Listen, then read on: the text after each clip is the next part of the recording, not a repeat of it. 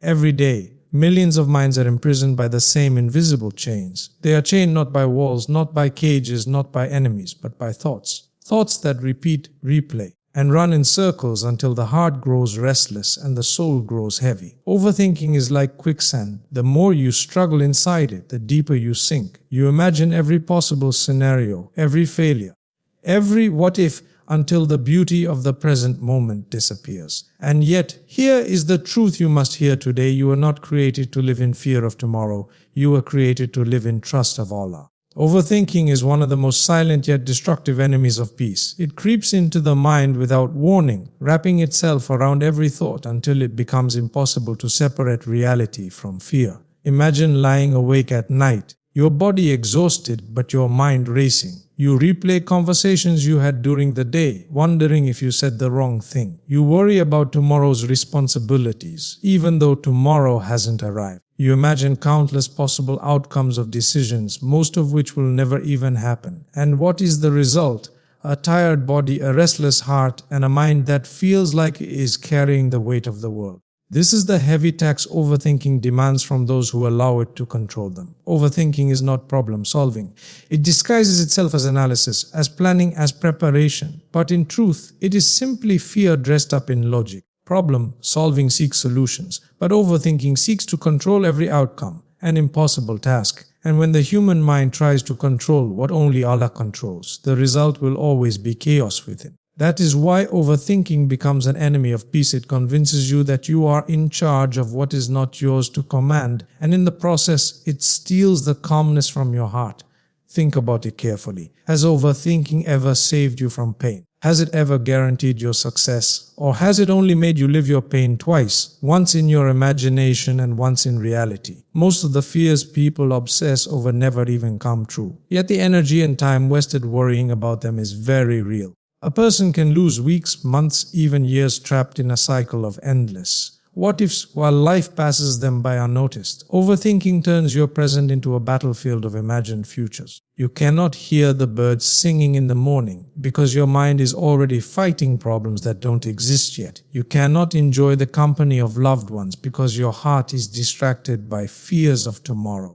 Peace is not something that is handed to you from outside. It is something that comes from alignment between your mind, your heart, and your faith. And overthinking disrupts that alignment. It turns your mind against your heart, flooding it with doubts, anxieties, and endless scenarios. But the tragedy is that overthinking does not change reality. It only changes your ability to experience peace within reality. The storm is not always outside. Often, it is within the mind itself. One of the greatest dangers of overthinking is how it paralyzes action. A person who constantly replays every option, every potential failure, becomes unable to move forward. They delay decisions, avoid opportunities, and allow life to pass them by. They say, "I'll act when I'm sure." But the truth is, certainty never arrives to the one who overthinks. They are so busy trying to predict the future that they forget to live in the present. This paralysis kills dreams, weakens confidence, and leaves behind a trail of regrets. You will rarely regret acting with faith and learning from the results,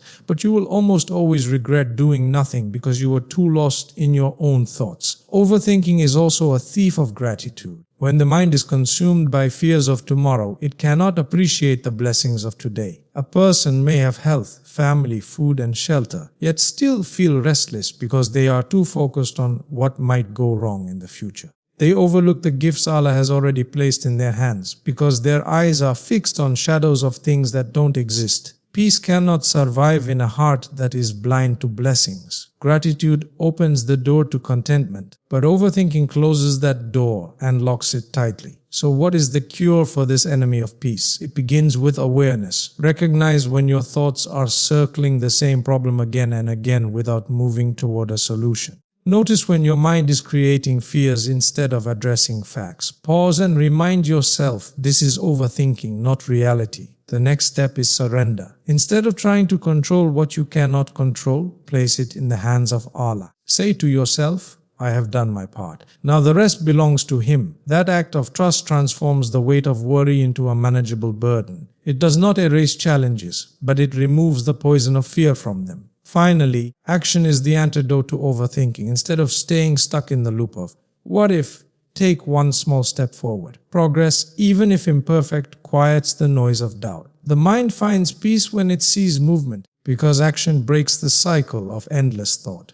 Combine that action with trust in Allah, and you will discover that your fears shrink while your faith grows. Overthinking will always knock at the door of the mind, but you do not have to let it live inside. You have the choice to replace it with trust, gratitude, and focused action. And when you do, you will find something priceless: peace. Not the fragile peace that depends on everything going perfectly, but the unshakable peace that comes from knowing that your future is not built on your fears, but guided by the wisdom of Allah. Overthinking is an enemy of peace, but with awareness, faith, and surrender, you can defeat it and reclaim the calm your soul has been searching for. True freedom is not found in wealth, status, or the ability to control every detail of your life. True freedom begins the moment you let go of the illusion that you are in control and instead place your trust in Allah's plan. The human mind craves certainty. It wants to know what will happen tomorrow, it wants to control outcomes, and it wants to predict every possibility. But life was never designed to be predictable. Life is filled with twists, turns, and moments we could never have imagined. That is not a flaw in the design, it is part of the design itself.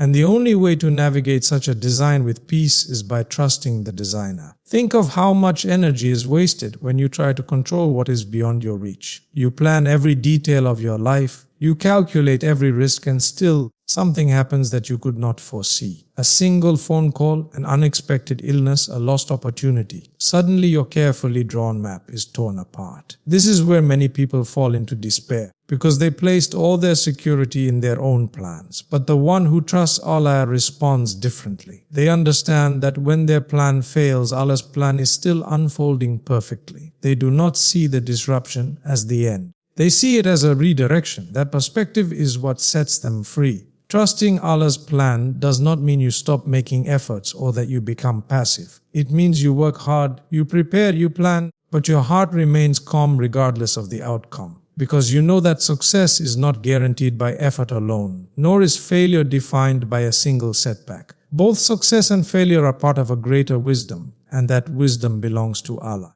When you believe that, you no longer fear the future. You no longer feel crushed when things don't go your way. Instead, you see every outcome as a message, a lesson, or a blessing. This is true freedom. Freedom from fear, from anxiety, from disappointment. When you place your trust in Allah's plan, you break the chains of constant worry. You stop asking, what if I fail? What if I lose? What if this doesn't work? Instead, you begin to say, whatever happens, it happens with the permission of Allah, and He knows what is best for me. That shift in thinking does not just bring peace, it brings strength. Because a person who trusts Allah is not afraid to try, is not afraid to rise after falling, and is not afraid to walk into the unknown. Think of a child who holds their parent's hand while crossing a busy road. The child does not understand the traffic lights, the speed of cars, or the rules of the road. All they know is that their parent is holding their hand, and that is enough. The child walks with confidence, not because the road is safe, but because of who they are trusting. In the same way, when you walk through life holding on to your faith in Allah, the road no longer terrifies you. You may not understand the timing, the detours, or the difficulties, but you trust the one who sees the full picture. Many people believe that freedom means having control over everything, but that is an exhausting way to live. Because control is an illusion, life will always surprise you. Freedom comes from surrender, from acknowledging that Allah controls all things, and that His knowledge is infinite while yours is limited. When you surrender to this truth, you no longer carry the heavy burden of trying to manage every outcome. You do your part, and you leave the rest to Him. That is the kind of freedom that brings lightness to the heart and peace to the soul. Trusting Allah's plan also allows you to embrace patience. When something you want is delayed, instead of despairing, you remind yourself that perhaps the timing is not right, or perhaps something better is being prepared for you. Patience becomes easier when you believe that Allah is never late, nor does He ever forget you. Every delay, every pause, every obstacle is part of a script written with wisdom, even if you cannot yet see it. This perspective transforms waiting from a prison into an act of worship. Another gift of trusting Allah is resilience. Life will test you with loss, failure, and pain. If your trust is only in yourself, you may collapse under the weight of those tests. But when your trust is in Allah, you bend but do not break. You cry, you feel pain, but you also say, Inna lillahi wa inna ilayhi raji'un. We belong to Allah, and to Him we return. That reminder connects you to something greater than your immediate suffering. It gives you hope that beyond every hardship, there is ease, and beyond every trial, there is reward. True freedom is not in escaping difficulties. It is in facing them without fear, because your trust is not in your own limited power, but in the limitless power of Allah. When you trust Him, you see opportunities where others see obstacles. You see hope where others see despair. You see growth where others see loss. That is because you are no longer chained to outcomes. You are anchored in faith. At the end of the day, every one of us must make a choice to live shackled by the illusion of control, or to live liberated by trust in Allah. One path leads to endless worry, sleepless nights, and constant disappointment. The other leads to peace, contentment, and the courage to live fully. The moment you let go and say, "O Allah, I trust your plan more than I trust my fears," that is the moment you taste true freedom. And once you taste it, you will never again trade it for the prison of overthinking. Worry is one of the most deceptive habits of the human mind. It convinces you that by replaying problems in your head, by imagining every worst-case scenario, you are somehow preparing for tomorrow. But the truth is, worry changes nothing about tomorrow. It does not delay difficulties. It does not prevent pain. And it does not create solutions. What it does is weaken you today. It steals your energy, your focus, and your ability to live fully in the present moment. It is like pouring water into sand. No matter how much you pour, nothing remains. That is what worry does. It consumes effort and leaves behind emptiness. When you spend your time worrying about what will happen tomorrow, you forget that tomorrow is not in your hands. It belongs to Allah. You can plan, you can prepare, but the outcomes are already written, and no amount of worry will rewrite what is decreed. The Prophet taught us that if the entire world gathered together to harm us with something, they could not harm us except by what Allah has already written. If the entire world gathered to benefit us, they could not benefit us except by what Allah has decreed. This truth strips worry of its power, because what you are afraid of may never even touch you, and what you are praying for may already be on its way. So why do we worry? Because worry gives us the illusion of control. It makes us feel like by thinking harder, we can somehow manipulate the future. But all it really does is chain our hearts with anxiety. Think of how many moments of joy you have lost because your mind was too busy worrying about what could go wrong. Think of the times you sat with loved ones, physically present but mentally absent, consumed by thoughts of tomorrow. Worry did not change the outcome, but it robbed you of the peace you could have experienced in that moment. Trust, however, transforms today. When you place your trust in Allah, you begin to see the world differently. Instead of asking, "What if this goes wrong?" you begin to say, "Even if this is difficult, Allah will guide me through it." Instead of saying, "I can't handle tomorrow," you begin to believe, "Allah will not burden me with more than I can bear." That shift transforms fear into hope, confusion into clarity, and weakness into strength. Trust does not erase hardship, but it gives you the courage to face it with dignity. Consider two people facing the same uncertain future. One spends their nights worrying, tossing and turning, imagining every possible disaster. They wake up exhausted, already defeated by battles that only existed in their imagination. The other spends their night in prayer, releasing their worries to Allah, trusting His wisdom. They wake up refreshed, with peace in their heart, ready to handle whatever comes. The difference is not in the future. They both face the same uncertainty. The difference is in their trust. One allowed worry to poison today, while the other allowed trust to transform today.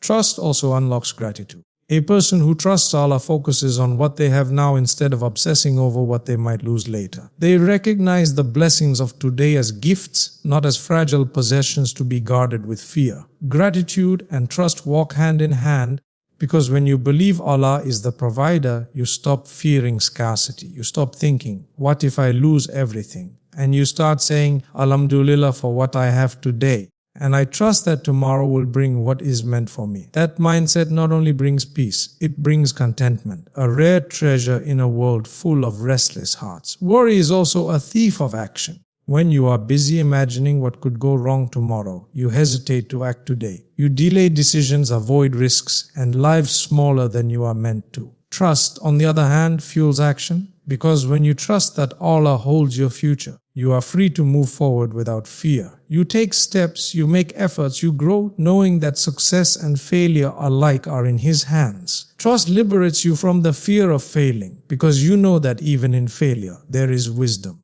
Worry paralyzes, but trust mobilizes. This is why trust transforms today. It gives you back the energy that worry steals. It allows you to be present in your life, to enjoy the blessings before you, to work with focus, and to love with sincerity. It reminds you that life is not lived in the what-ifs of tomorrow, but in the alhamdulillah of today. Every moment you spend worrying is a moment lost forever. But every moment you spend trusting is a moment filled with peace, purpose, and strength. At its core, worry is a statement of fear. I don't know if I'll be okay. Trust is a statement of faith. I know Allah will make me okay. And the difference between those two beliefs shapes your entire life. One leaves you restless, sleepless, and weak. The other fills you with resilience, patience, and serenity. Tomorrow will always remain unknown, but today is in your hands. And the choice is yours: waste it in worry or transform it with trust in Allah. Every human being faces difficulties. Some are small and pass quickly, like a disagreement or a missed opportunity. Others are heavy and life-changing, like the loss of a loved one, financial ruin, or illness. In those moments, the natural response of the human heart is to ask, why me? Why now? The weight of difficulty can feel like a punishment, a setback, or even a sign of abandonment. But the truth is far deeper and far more merciful. Every difficulty carries wisdom from Allah, even if you cannot see it in the moment. Difficulties are not random. They are not accidents of fate or meaningless suffering. They are carefully placed by Allah as part of a divine plan. Just as a teacher tests a student to reveal their growth, Allah tests His servants to reveal their patience, their faith, and their strength. Without tests, faith would remain theoretical. It is easy to say, I trust Allah, when life is smooth.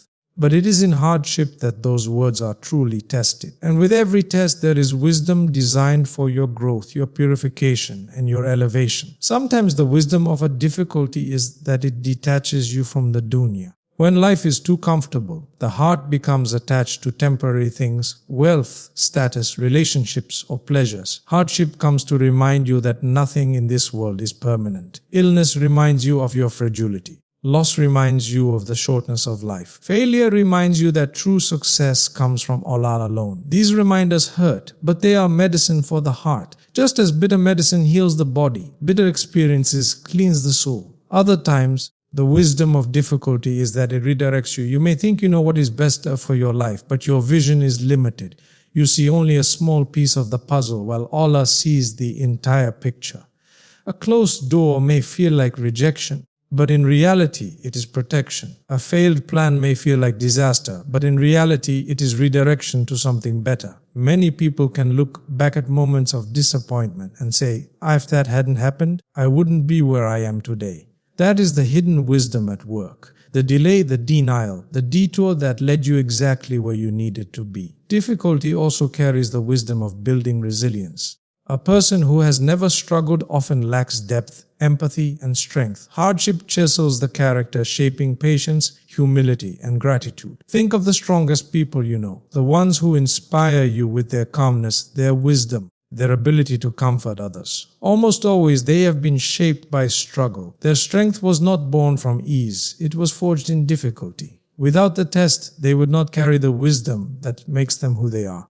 At times, difficulty comes as a reminder to turn back to Allah. When life is easy, it is common to forget the one who gave you ease. But when hardship strikes, suddenly the heart remembers Him. The hands rise in dua, the tongue remembers His name, and the eyes weep in prayer. Hardship pushes you back to the source of true comfort. It strips away illusions of self-sufficiency and reminds you that you are dependent on Him. That moment of turning back is not a punishment, it is a mercy. Because to live distant from Allah is the greatest hardship of all. And if temporary pain brings you closer to Him, then the wisdom is greater than the suffering. Another layer of wisdom in difficulty is purification. Sins weigh heavily on the soul, and sometimes hardships are a means of cleansing. The Prophet 8 taught that no pain, no fatigue, no grief afflicts a believer, not even the prick of a thorn, except that Allah expiates sins through it. What seems like a meaningless trial may actually be erasing sins you are unaware of, protecting you in the hereafter. In that sense, difficulty is not only wisdom but also mercy, a hidden gift wrapped in pain.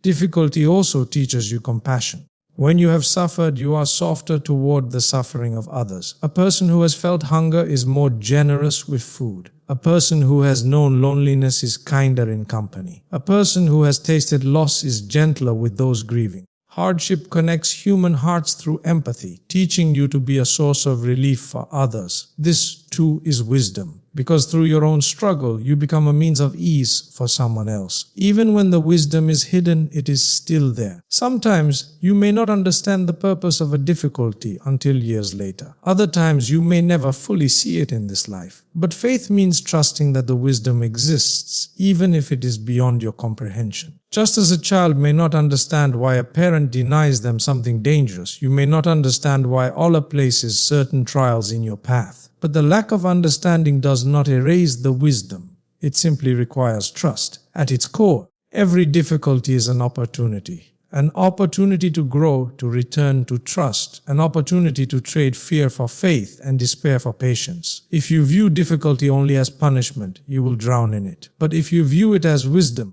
you will rise through it. That is why the believer faces hardship differently. They cry, they feel pain, they struggle, but beneath it all, they hold the certainty that their Lord does not harm without reason.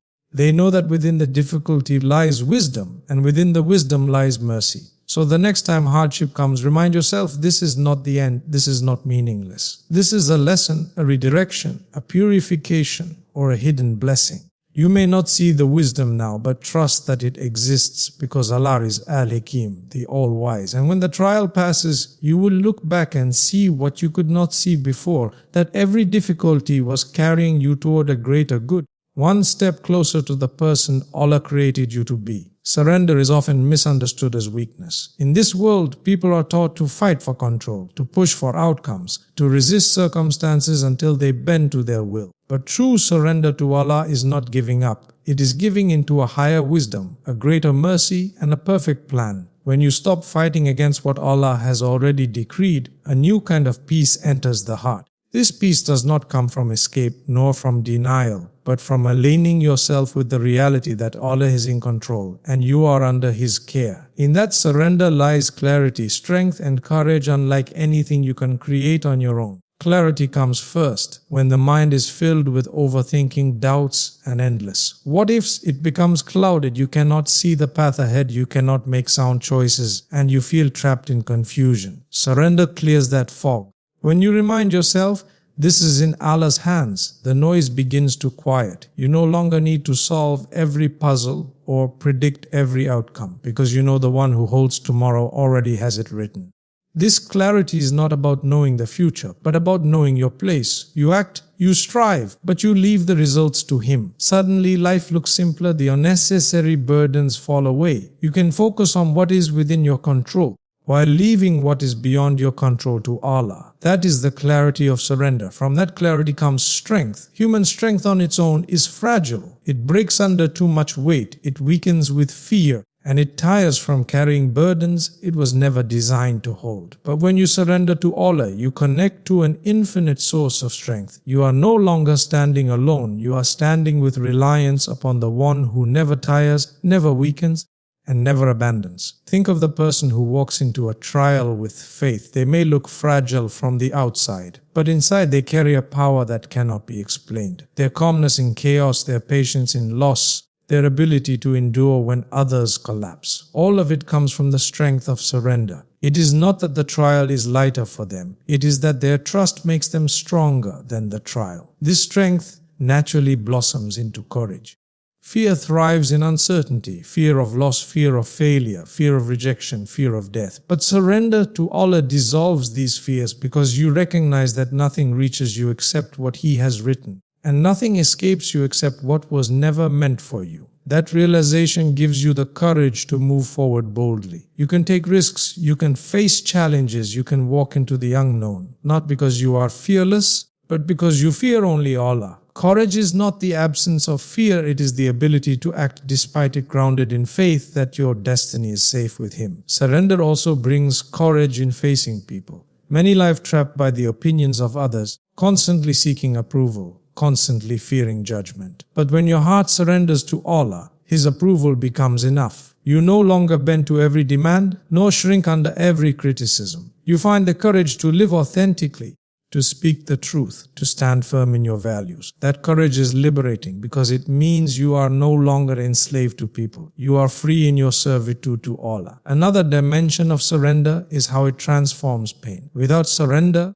pain feels meaningless. It festers as resentment or hardens into bitterness. But with surrender, pain becomes purposeful. It becomes a bridge to Allah, a reminder of your dependence on Him, a test that elevates your rank. You may still feel the sting of loss or the heaviness of struggle, but deep down you trust that this pain has a reason. That trust gives you the courage to endure, the strength to continue, and the clarity to find meaning even in suffering. Surrender is not passive. It does not mean sitting idle and expecting miracles to fall into your lap. True surrender is active. It means doing your part, striving with sincerity, and then releasing the results into Allah's hands. It means planting the seeds, watering them, caring for them, and then leaving the growth to the one who makes things grow. It is a balance between effort and trust, between responsibility and release.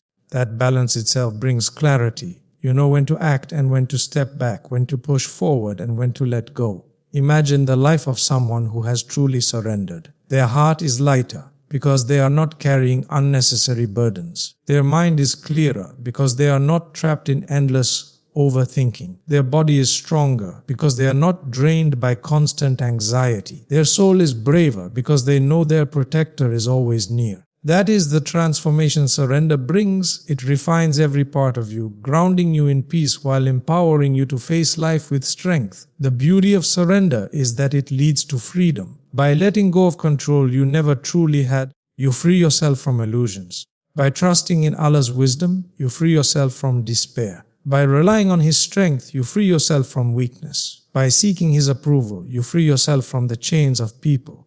That freedom is clarity, strength, and courage woven together. So the next time you feel lost, remember that surrender is not about losing. It is about gaining peace of mind, gaining strength of heart, gaining courage to live with purpose. Every moment you let go and say, I trust Allah, you step into a life that is no longer ruled by fear or confusion. You step into a life of clarity, strength, and courage, all rooted in the simple yet powerful act of surrender. And that is where true freedom lies, not in controlling everything, but in trusting the one who already does. Peace is a universal pursuit. Every person, no matter their background, longs for peace. Peace in their heart, peace in their relationships, peace in their work, and peace in their sleep. Yet so many people live restless lives. They chase wealth, fame, achievements, and approval, hoping that these things will bring tranquility. But when they finally acquire them, the emptiness remains. The reason is simple. True peace is not found in the material world, nor in temporary victories, nor in the validation of people. True peace resides in the heart that fully trusts Allah. When you hand over your worries, your fears, and your hopes to Him, you taste a kind of serenity that nothing else in this world can provide. This peace is not fragile. It does not shatter with bad news, nor vanish when plans fail. Instead, it is resilient because it is anchored in faith. When you trust Allah fully, you know that nothing happens without His permission, and everything that does happen has a wisdom behind it, even if you cannot see it in the moment. That trust shields the heart from panic, instead of spiraling into fear when things go wrong. You find yourself saying, this is written for me and Allah knows best.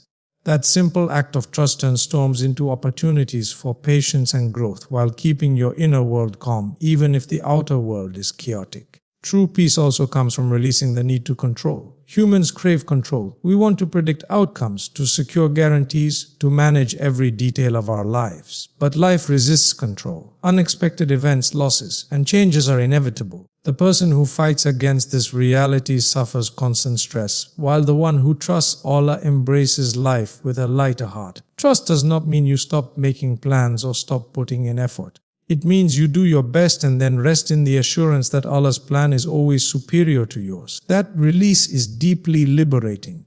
You no longer feel enslaved to uncertainty because your faith assures you that no matter how things unfold, Allah is with you and for you. Another dimension of peace through trust is in relationships. Many people are anxious because they fear betrayal, rejection, or loneliness. They place all their security in other people's hands, forgetting that people are human, limited, flawed, and sometimes unreliable. Trusting Allah first gives you an unshakable foundation. You may still experience hurt from others, but it does not destroy you, because your ultimate reliance is on the one who never leaves, never breaks promises, and never fails to love his servants. This trust allows you to love people without clinging to them, to forgive without bitterness, and to let go without despair. That balance creates a peaceful heart, free from the chains of dependency on what is temporary. Trusting Allah fully also transforms how you view your past. Many people are haunted by regrets, replaying mistakes, or missed opportunities.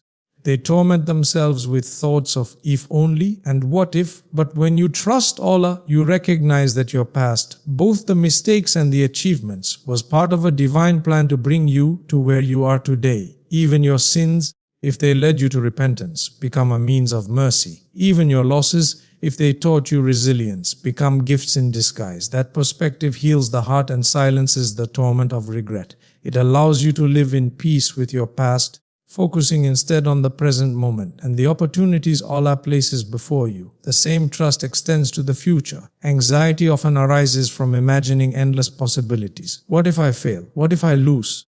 What if I never succeed? These fears consume energy and rob peace. Trusting Allah silences the what-ifs with a simple truth: your future is already known to Him, and He has written it with wisdom and mercy. This doesn't mean life will always be easy, but it does mean life will always be purposeful. Even when doors close, even when paths twist, even when you are delayed, you can rest in the certainty that Allah's timing is better than your timing. That assurance allows you to step into the future with calmness rather than fear. Trusting Allah fully is not just a mindset, it is a way of living. It shapes how you wake up in the morning, how you work, how you respond to setbacks, and how you sleep at night. A heart that trusts Allah prays with sincerity, works with integrity, treats people with kindness, and accepts trials with patience. That heart radiates peace because it is no longer in constant conflict with reality. It is surrendered, aligned, and secure in the embrace of divine care. Real peace is not loud or flashy.